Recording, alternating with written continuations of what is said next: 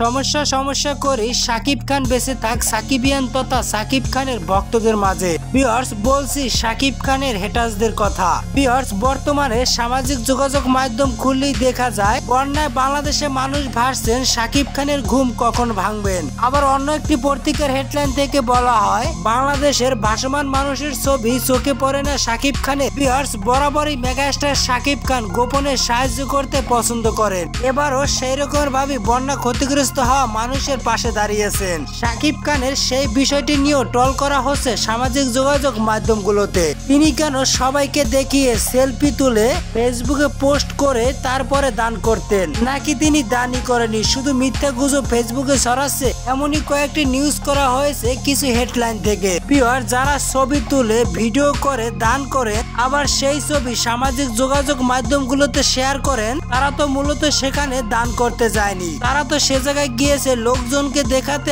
আর view বাণিজ্য করতে। আর সেরকমের view বাণিজ্য তো আমাদের মেগাস্টারের দরকার নেই। তিনি কেন নিম্ন মানুষের পরিচয় দেবেন? তিনি তো বাংলাদেশের বড় একজন স্টার।